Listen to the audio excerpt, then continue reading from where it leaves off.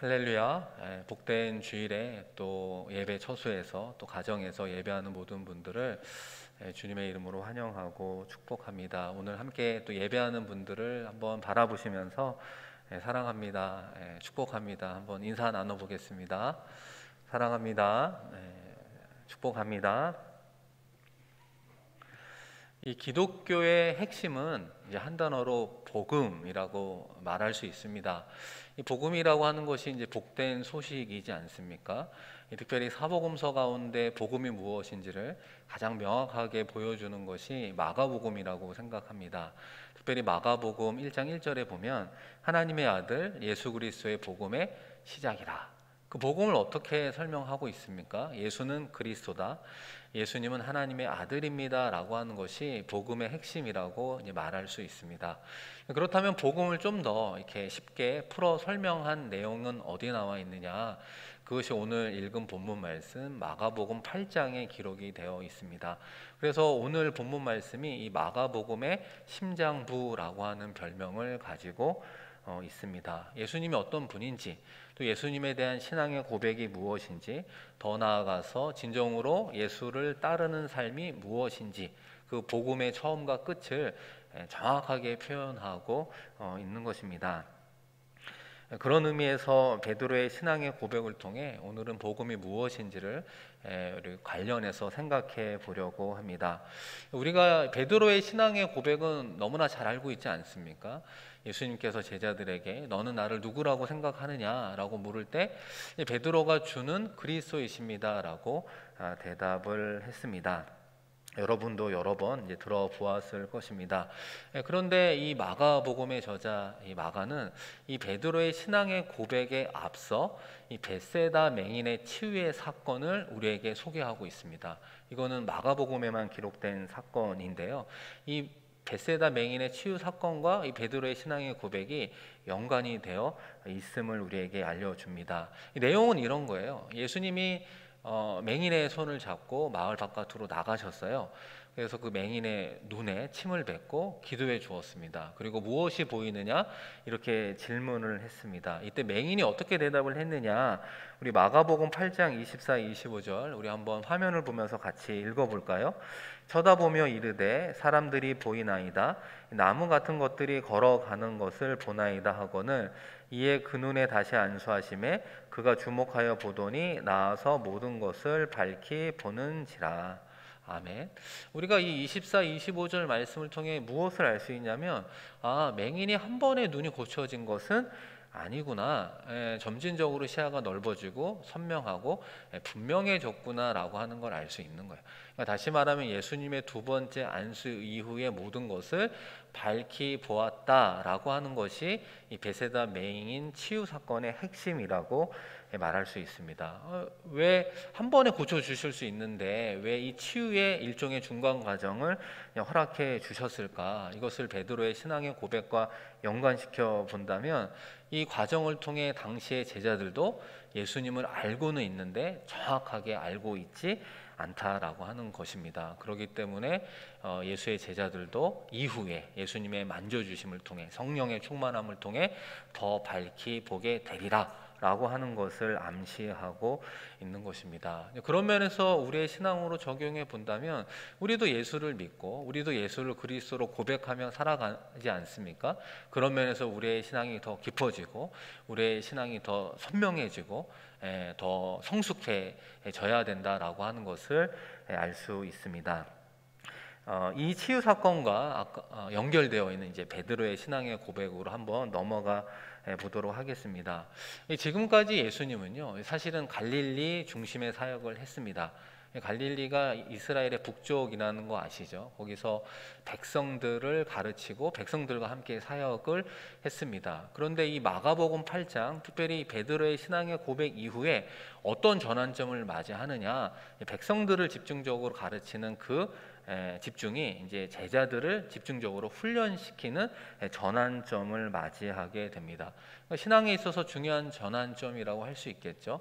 예수님의 가르침이 백성들에게서 제자들에게, 또 뭐 신앙의 단계로 이야기한다면 1단계에서 2단계로의 어떤 전환, 뭐 하나님의 자녀에서 하나님 나라의 일꾼이나 사명자, 진정한 제자로의 어떤 전환, 이 부분을 오늘 말씀을 통해 우리에게 전해주고 있습니다. 그런 의미에서 예수님이 이제 제자들과 긴 여행을 떠나게 됩니다.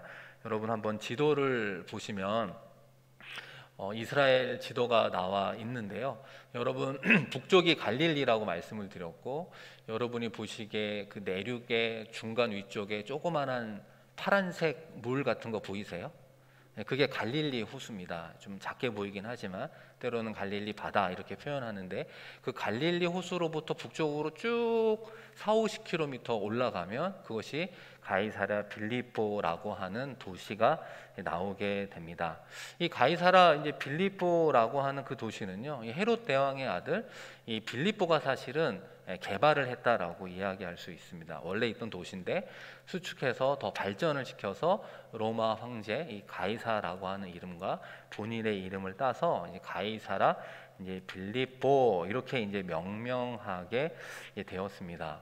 예수님이 가이사라 빌립보의 여러 마을로 이제 길을 가게 된 거예요. 그러면서 제자들에게 물어본 거죠. 사람들이 나를 누구라 하느냐, 이렇게 질문했습니다. 그것은 뭐 긴 여행 가운데 심심하니까 그냥 어떤 여론조사 하듯이 물어본 것이 아니라고 하는 것이죠. 앞서 말씀드린 것처럼 전환점을 이루어 간다라고 말씀을 드렸잖아요. 그러니까 이제 나와 함께 순례의 길을 본격적으로 떠나야 하는 그 제자들과의 특별한 연대감 속에서 그 출발을 그들과 우리에게 물어보고 있는 것입니다. 그런 의미에서 제자들이 어떻게 대답하느냐, 뭐 더러는 세례 요한, 더러는 엘리야, 더러는 선지자 중에 한 사람입니다, 이렇게 대답을 했어요. 그 대답의 공통점이 뭐냐, 예언자라고 하는 것을 알 수 있습니다. 그리고 당시에 사람들이 이 사람이 혹시 메시아가 아닌가 이러면서 사람들의 이목을 집중시킨 공통점을 가지고 있습니다. 그러나 이 세 사람은 모두 메시아가 이제 아니라고 하는 것입니다. 이제 예수님께서는 이제 제자들에게 직접적으로 이제 물어보는 거죠. 그렇다면 너희는 나를 누구라고 생각하느냐? 29절 말씀인데요. 우리 한번 같이 읽어봅니다.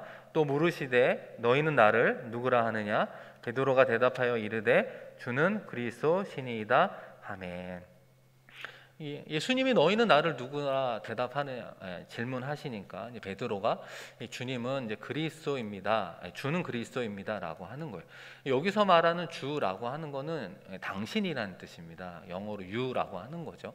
그러니까 당신은 그리스도이십니다라는 게 정확한 뜻입니다. 이 말은 어떤 부분을 좀 강조하냐면, 당신이야말로 우리가 기다리던 메시아 그리스도, 우리의 구세주입니다라고 하는 강조점이 들어가 있습니다. 우리가 이제 구세주라고 하는 뜻을 가진 히브리어를 이제 메시아로 이야기하는 거고, 이제 헬라어로는 이제 그리스도, 이런 표현을 우리가 혼용해서 사용하고 있습니다. 어쨌든 이 메시아라고 하는 것은 이스라엘 사람들은 어떤 생각을 하고 있었느냐, 이스라엘의 위기 상황에서 이 주권을 회복시켜 주실 그야말로 이제 구원자라고 하는 생각을 하고 있었습니다. 우리가 계속해서 이제 베드로에 대한 말씀을 좀 나누고 있잖아요. 베드로의 고민 속에서 예수의 제자가 어떻게 되었는가, 그 신적인 현현에서의 그 체험으로부터 시작을 해서 무리를 걷는 예수의 모습을 통해 믿음의 도전들을 하잖아요. 그런 수많은 이적과 기사를 체험한 그 예수님을 보고 베드로는 뭐라고 생각을 했느냐, 예수가 진정 우리가 기다리는 메시아구나, 그리스도이구나 라고 하는 고백으로 이어지게 되었다라고 하는 것입니다. 사랑하는 성도 여러분, 이제 그런 의미에서 우리도 예수를 믿지 않습니까? 여러분이 믿는 예수는 도대체 누구입니까? 여러분은 예수를 누구라고 생각하고 믿으며 우리가 신앙생활을 하고 있습니까? 우리 스스로에게 질문하고 오늘 말씀과 함께 그 대답을 우리가 찾아가 보았으면 좋겠습니다. 그런데 베드로가 고백한 예수는 그리스도라고 하는 이 멋진 신앙의 고백과 그 이후에 들려주시는 예수님의 이 메시아의 정의라고 하는 그 부분에서 상호 간에 큰 차이가 있다는 걸 알았어요. 그래서 입장차가 있어서 충돌하게 되는 것이 이어지는 말씀입니다. 예수님이 베드로의 고백을 듣고 어떻게 대답을 하느냐, 31절 32절입니다. 우리 한번 같이 읽습니다. 인자가 많은 고난을 받고 장로들과 대제사장들과 서기관들에게 버림받아 죽임을 당하고 사흘 만에 살아나야 할 것을 비로소 그들에게 가르치시되 드러내놓고 이 말씀을 하시니 베드로가 예수를 붙들고 항변하며. 예수님은 예수님의 존재, 이 땅에 오신 목적, 더 나아가 고난을 받고 죽은 뒤에 사흘 만에 살아나리라, 이 부활이라고 하는 것까지 공개적으로 공식적으로 제자들에게 처음 선포하게 되었습니다. 예수님이 말한 메시아는 이거야 라고 하는 그 핵심을 오늘 읽은 구절을 통해 알려주고 있다라고 하는 것입니다. 그러나 무엇이 문제입니까? 앞서 말씀드린 것처럼 유대인들이 기대했던, 더 나아가 베드로가 기대했던 메시아의 모습과 너무나 다르다라고 하는 것입니다. 그래서 이어지는 말씀에 베드로가 항변했다라고 말하잖아요. 선생님, 그건 우리가 기대하는 메시아의 모습이 아니에요. 예수님, 정신을 좀 차려주세요. 지금 무슨 말도 안 되는 소리를 하고 있습니까? 이스라엘의 회복이 눈앞에 있는데 고난을 받으시고 심지어 죽으신다고요? 이거는 받아들일 수 없습니다. 이런 내용입니다.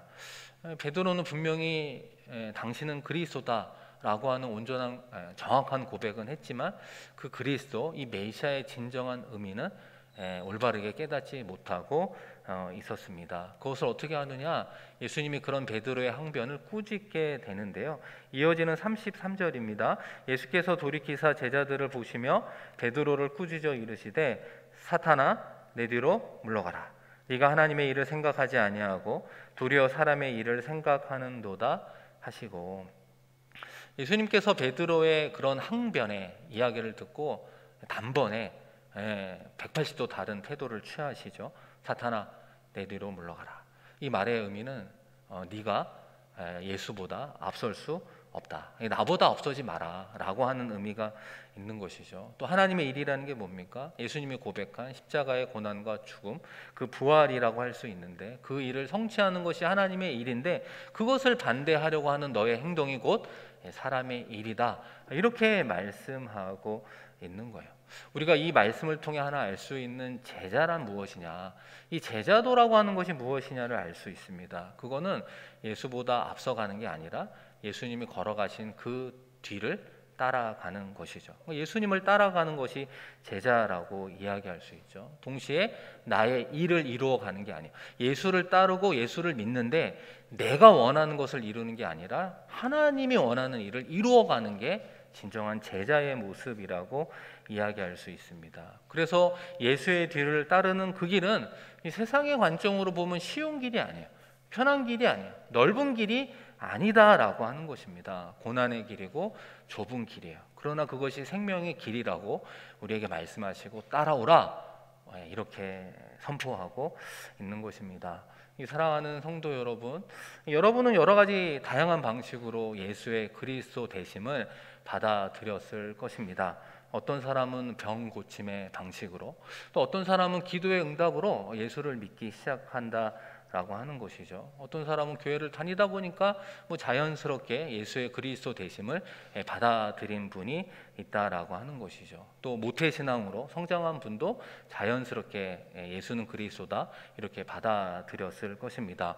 또 어떤 사람은 친구 따라, 어떤 사람은 애인을 따라, 결혼할 목적으로 애인을 따라 교회에 오다가 또 예수를 믿는 사람도 있고, 심지어 어떤 사람은 자녀를 잘 키우려고 교회에 나왔는데 그 과정에서 예수를 믿은 그런 사람들이 있다라고 하는 것입니다.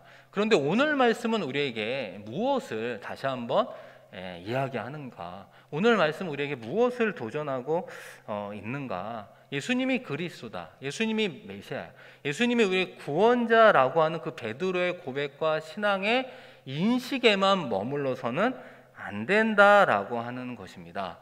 그와 관련해서 그런 예수를 믿으면서 받게 되는 은혜와 축복을 자랑하지 마십시오라고 이야기하는 것입니다. 이것은 어떤 모습이냐? 베드로가 진정한 그리스도의 모습, 기독교의 모습을 오해한 것이기 때문입니다. 사실 한국 교회에서도 번영 신학의 이름으로, 긍정의 힘이라는 이름으로 들불처럼 퍼지고 있는 그 연약한 모습과 사실은 유사하기 때문입니다. 그래서 예수님이요, 여러분 나중에 이 마가복음 8장을 다시 읽어보면 이 벳세다의 맹인을 고쳐준 다음에 뭐라고 이야기를 하냐면 마을에 들어가지 말라. 그리고 더 나아가 뭐라고 얘기하냐면 마을에 들어가서 어느 누구에도 말을 하지 말라. 이런 이야기를 하는 거예요. 아니 평생 못 보고 살던 사람이 앞을 보게 되는 기적을 체험하면 하나님께 영광 올려야 되는 거 아닙니까? 그분이 진짜 메시아야, 진짜 능력의 하나님을 만났어, 이렇게 얘기해야 되는 게 당연한데 왜 예수님께서는 엄중히 경고해서 말하지 마라 이렇게 이야기를 했을까? 동일한 맥락에서 베드로의 멋진 고백이잖아요. 예수는 그리스도다, 아무나 이렇게 고백할 수 없잖아요. 그런데 그런 신앙을 고백을 듣고도 동일하게 예수님이 엄중히 경고를 했어요. 자기에 관해 아무에게도 말하지 마라. 여러분, 이 공통된 침묵 명령의 이유가 무엇입니까? 이 고난을 당하시고 죽으시는 그리스도에 대한 온전한 이해와 내가 그런 삶을 살아가겠습니다라고 하는 그런 받아들임이 없이 우리에게 이루어지는 예수에 대한 자랑과 전도는 모두 예수님을 거역할 수 있기 때문에 그렇습니다. 그런 면에서 우리 역시 예수님에 대한 자랑이 있죠. 예수님에 대한 신앙이 얼마나 찬란하게 빛이 납니까? 그러나 그 신앙의 고백과 자랑이 정말 고난당하신 예수, 십자가에 죽으신 그 예수 그리스도에 대한 고백이었습니까? 예수 그리스도의 그 뒤를 따르는 좁은 길을 걸어가면서 누리게 되었던 하나님의 은혜에 대한 자랑이고 외침이었습니까? 우리가 그렇지 않았다라고 하는 것입니다. 우리 역시 예수에 대한 신앙이 있어요. 우리 역시 예수에 대한 메시아의 신앙은 무엇입니까? 여전히 성공을 가져다주는 그리스도, 부귀영화를 일구어주는 그리스도, 병을 고치고 사업을 성공시키고 자녀들이 좋은 대학을 들어가고 졸업 후에는 좋은 데 취직하고 좋은 사람 만나서 가정을 이루는데 도움을 주는 그리스도, 우리는 그런 그리스도에 대한 자랑만 드높이고 살아가는 신앙인이 아닙니까? 그 어디에서 고난을 당하시고 죽으신 그 예수님에 대한 자랑과 드높임, 그런 과정에서의 하나님의 영광의 이야기가 우리의 이야기입니까? 그렇지 않다라고 하는 것입니다. 사랑하는 성도 여러분, 우리가 베드로의 신앙의 고백, 예수는 그리스도이십니다라고 하는 고백에만 만족한다면 우리는 예수님을 통해 얻고자 하는 그 기대가 무너질 때 영락없이 예수를 떠날 수 있다는 거예요. 우리의 신앙을 포기하고 교회를 나오지 않을 수 있다라고 하는 것입니다. 다시 말해 우리가 예수를 통해 우리의 욕망과 욕심을 충족시켜 주지 못하면, 그리고 예수를 믿는 것이 그런 이 땅에서의 어떤 성공이 아니라 오히려 이 땅에서 고난과 죽음입니다, 그런 길에 동참하십시오 라고 요구한다면 내가 생각하는 예수는 이런 예수가 아니었는데 너나 할 거 없이 예수에 등을 돌리고 예수를 떠나게 될 수 있다는 것입니다. 예수님 시대에 수많은 사람이 예수를 배반하고 떠났던 그 이야기가 결코 남의 이야기가 아니라고 하는 것입니다. 그러므로 지금 내가 예수를 믿는다, 지금 나는 예수를 그리스도로 고백한다 라고 하는 그 알량한 신앙을 자랑하는데 힘쓰지 말아야 한다라는 것입니다. 우리는 어디까지 더 나아가야 됩니까? 어디까지 더 선명하게 보아야 하는 것입니까? 겸손하게 예수 그리스도의 고난과 죽으심까지 배우겠습니다라고 하는 신앙의 결단이 우리 가운데 있어야 된다는 거예요. 하나님을 위해 그 모든 것을 내려놓으신 예수님의 겸손함과 예수님의 그 낮아지심까지 닮아가겠습니다라고 하는 신앙의 고백이 있어야 되는 것입니다. 그렇게 온전한 메시아에 대한 이해를 하고 나서 그런 삶을 살아가는 결단과 삶의 실천까지 우리 가운데 이루어진 이후에 비로소 예수는 그리스도입니다, 예수는 정말 우리의 삶의 진정한 구원자입니다 라고 하는 고백과 자랑이 있어야 된다는 것입니다. 그것이 진정한 선교이죠. 그것이 정당한 신앙의 자랑이고 고백이 되어야 하는 것입니다. 사랑하는 성도 여러분, 그렇다면 예수의 고난과 죽음, 그 십자가의 방식을 따르는 구체적인 삶은 무엇인가? 오늘 말씀에서 크게 이제 두 가지를 이야기해주고 있습니다. 34절에 그 부분이 하나 나와 있는데 우리 한번 같이 읽어볼까요? 무리와 제자들을 불러 이르시되 누구든지 나를 따라오려거든 자기를 부인하고 자기 십자가를 지고 나를 따를 것이니라. 아멘. 이 자기를 부인한다, 자기의 십자가를 진다. 이 공통점은 우리가 아는 것처럼 자기 부정, 자기의 죽음을 의미합니다. 여러분, 이것은 죄에 대한 죽음이에요. 그렇기 때문에 예수님이 걸어가신 삶의 방식이기도 합니다. 십자가의 방식은 죄에 대해서 죽는 거죠. 그것이 바로 예수님의 삶의 방식인데, 문제는 무엇이냐? 이 예수님의 삶의 방식이 이 세상의 방식과 근본적으로 다르다는 거예요. 이 세상에서 말하는 방식과 정반대의 방식을 우리에게 이야기해 주고 있어요. 다시 말하면 하나님 나라의 방식이라고도 이야기할 수 있습니다. 우리는 하나님 나라의 백성이라는 정체성을 가지고 이 땅 가운데 살아가야 된다는 것입니다. 여러분, 생각해 보면 우리가 살아가는 이 세상은 어떤 곳입니까? 영적으로 혹은 정신적으로 혹은 물질적으로 오염되고, 어떻게 보면 왜곡되고 삐뚤어져 있다고 말할 수 있습니다. 정상보다는 비정상의 모습이 더 많이 있다는 거예요. 이 비정상의 모습이라는 게 뭘까? 하나님이 창조한 사람의 그 생명을 돈으로 대하고, 사람을 자신이 가진 권력으로 평가하고, 사람을 외모와 배경과 학식으로 대하는, 그것이 바로 세상이 우리를 대하는 방식이고, 그곳에 우리가 살아가고 있다는 것입니다. 그렇기 때문에 이 세상에서 성공한다, 이 세상에서 성공하고 살아남는다라고 하는 것은 이 세상에서 앞서 말씀드린 하나님의 창조물인 사람의 생명의 가치를 결정하는 돈과 권력과 힘을 소유해야 한다라고 하는 것이죠.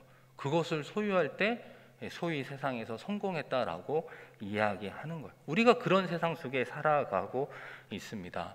여기에 우리의 신앙의 고민과 딜레마가 있다라고 하는 것입니다. 앞서 말씀을 드린 것처럼 우리가 왜 예수를 믿는가, 왜 우리가 예수를 그리스도로 고백하고 있는가, 그 솔직한 이유 속에는 예수님을 통해 물질과 성공과 건강과 이 좋은 주의를 얻기 원하는 마음이 크기 때문이라는 거예요. 여러분, 그렇지 않습니까? 그런데 문제는 그것을 내 힘으로 이룰 수 없으니까 예수를 믿는다는 것입니다. 내 인생의 성공을 예수가 가져다 줄 거라는 믿음, 그런 소망, 그런 희망, 그리고 그 과정에서 예수를 통해 일어날 하나님의 역사를 우리는 기대하며 사실은 예수를 믿고 있는 것이 아닙니까? 신앙인으로 살면서 이 세상에서 우리가 원하는 충분한 보상이 이루어진다면 우리가 무엇인들 못하겠습니까? 신앙인으로 교회를 섬기고 여러 부서를 섬기면서 엄청난 부와 권력과 힘이 생긴다면 지금의 헌신이 뭐가 힘들고 고생이라고 이야기할 수 있습니까? 그러나 예수님께서는 오늘 베드로와 제자들에게, 그리고 우리들에게 뭐라고 이야기를 하시느냐? 예수님이 걸어갔던 그 고난과 죽음의 삶에 동참하게 되면 보상이 이루어지긴 하는데, 그 보상은 우리가 생각하는 보상이 아니라고 하는 거예요. 주의 나라가 이 땅에 임할 때, 다시 말하면 최후의 심판이 있을 때 진정한 보상이 우리 가운데 이루어진다는 것, 그때 정당한 평가가 이루어진다라고 하는 것입니다. 그때까지 우리가 기대하는 그런 세상적인 보상은 없을 수 있음을 우리에게 말하고 있는 거예요. 그럼에도 불구하고 우리가 예수님과 예수님의 말씀을 부끄러워하지 않고 순종하며 살아가겠습니까? 하나님 나라의 방식으로 살아가겠습니까? 라고 하는 것이 예수님이 우리에게 주는 도전의 말씀입니다. 우리 38절 우리 마지막으로 한번 읽어볼까요? 누구든지 이 음란하고 죄 많은 세대에서 나와 내 말을 부끄러워하면 인자도 아버지의 영광으로 거룩한 천사들과 함께 올 때에 그 사람을 부끄러워하리라. 아멘. 예수님의 보상의 기준은 이 땅이 전부가 아니다라고 하는 거예요. 영원한 전천국에서의 삶이 있음을 알고 있기 때문에 우리에게 가장 좋은 것으로 보상해 주기를 원하시는 모습을 발견할 수 있어요. 그리고 읽은 38절을 읽을 때 저는 이 부끄러움이라고 하는 단어가 2번 반복되고, 또 이 부끄러움이라고 하는 것이 우리의 마음에 들어오게 되는 것을 보게 됩니다. 무슨 말이냐? 오늘날도 세상의 방식이 이 주의 백성들을 공격하는 방식이 어떻게 보면 이 부끄러움이 아닐까, 이런 생각을 해보게 됩니다. 이 돈 없는 것이 부끄럽고, 이 집이 작은 것이 부끄럽고, 이 사업에 성공한 성공하지 못한 것이 부끄럽고, 명품을 마음껏 누려보지 못한 것이 부끄럽고, 남보다 똑똑하지 못한 것이 부끄럽고, 남보다 능력이 없는 것이 부끄럽지 않습니까? 혹시라도 그렇게 자괴감에 빠진 적이 있지 않습니까? 그런데 중요한 건 우리가 부끄러워하는 모든 기준이 앞서 말씀드린 이 세상의 기준이라고 하는 거예요. 이 세상의 기준에 따라서 이 부끄러움 속에 그 부끄러움을 면하기 위해서 우리가 살아가고 있는 것이죠. 그 부끄러움에서 탈출하고자 남편을 들들 볶기도 하고, 빚을 내서라도 치장을 하기도 하고, 이익이 되면 남을 속이는 일에 서슴없이 행동을 하게 되는 것입니다. 남에게 업신여김을 당하지 않으려고, 남에게 창피를 당하지 않기 위해서라고 하는 것이죠. 이러한 세상의 방식에 부화내동하는 것이 곧 읽은 38절의 말씀처럼 주께서 말씀하신 대로 나와 내 말을 부끄러워하는 것입니다. 사랑하는 성도 여러분, 그러나 우리가 진정한 하나님의 자녀, 정말 예수의 뒤를 따르는 제자로 살아간다면 진정으로 부끄러워해야 할 것은 주께서 주신 십자가의 방식, 이 하나님 나라의 백성대로 살지 못하는 것에 오히려 부끄러움을 느끼기를 우리 주님께서 우리에게 원하고 있다는 거예요. 오히려 고난과 죽음이라는 십자가의 방식, 이 하나님 나라의 방식대로 사는 것을 부끄러워하지 말고 기쁨으로 감당하십시오라고 도전하고 있는 것입니다. 사랑하는 성도 여러분, 이 세상의 방식과 이 세상의 욕심을 오히려 부끄러워하십시오. 남에게 가시하고 뽐내고 싶고 드러내고 싶고, 그래서 그것을 얻기 위해서 수단 방법을 가리지 않고 심지어 남을 속이고 빼앗으며 부와 명예와 권력, 힘을 얻으려고 쟁취하려고 했던 우리의 모든 삶을 오히려 부끄러워해야 되는 것입니다. 오히려 그것을 회개하며 나아가야 되는 것이죠. 사랑하는 성도 여러분, 예수님께서 우리에게 요구하는 신앙의 그 고백은 물론 예수는 그리스도이십니다 라고 하는 고백으로부터 출발하는 것은 맞습니다. 그러나 그것이 베드로가 이해하고 기대했던 그 수준에 머물러서는 안 된다라고 하는 것이죠. 예수가 그리스도다라고 하는 그 진정한 구원자의 그 의미는 나에게 이익이 되는 부분에 있어서만 구원자라고 하는 고백이 아니다라고 하는 것이죠. 우리의 모든 삶과 영역의 주인이 예수님입니다라고 하는 그 고백으로 나아가야 되는 것입니다. 여러분, 왜 그렇습니까? 왜 예수님이 우리의 구원자이시면서 동시에 주인이라고 고백합니까? 예수님의 십자가의 그 피값, 그 보혈로 우리를 샀기 때문에 그렇습니다. 그래서 내 것이 내가 아니라는 거예요. 내 자녀가 내 것이 아니라는 거예요. 내 소유가 내 게 아니고 내 일터와 내 사업의 모든 일들이 내 것이 아니라 주의 것입니다라고 온전한 고백을 하며 살아가는 신앙의 전환을 우리에게 촉구하고 있는 것입니다. 그래서 로마서 말씀에 우리에게 이런 이야기를 해주시죠. 먹든지 마시든지 무엇을 하든지 오직 주의 영광을 위해서 감당하라 말씀하고 있습니다. 나를 위해 살아가는 삶이 아니라 주님을 위해서 살아가겠습니다 결단하고 또 삶의 자리로 나아가는 우리 모두가 되기를 주의 이름으로 간절히 축원드립니다. 우리 이 시간 함께 말씀을 기억하며 하나님께 기도하며 나아가면 좋겠습니다. 우리가 진짜 믿고 있는 예수는 누군가? 우리는 왜 예수를 믿으며 신앙생활하고 있는가? 라고 하는 그 질문 앞에 예수를 통해서 우리는 이 세상의 어떤 축복과 성공을 누리려고 하는 것은 아닌가? 정말 예수가 우리의 인생의 목적이 아니라 수단으로만 여기고 있는 것을 아닌가? 우리가 예수를 믿는 그 신앙의 고백과 정체성을 다시 한번 생각해 보면 좋겠습니다. 그리고 그런 신앙의 고백뿐만 아니라 예수 그리스도의 고난과 죽으심까지 따라가겠습니다. 그 일을 통해 하나님의 일을 감당하겠습니다 라는 신앙의 결단으로 살아가는 우리가 되기를 소망합니다. 우리 말씀을 기억하며 기도할 때요, 우리 작지만 주여 한번 부르고 하나님께 기도하며 나아갑니다. 주여. 하나님 아버지, 이 시간 우리를 사랑하시고 하나님의 자녀 삼아 주시니 고맙고 감사합니다. 먹든지 마시든지 무엇을 하든지 주의 영광을 위해서 감당하라, 살아가라 말씀해 주셨습니다.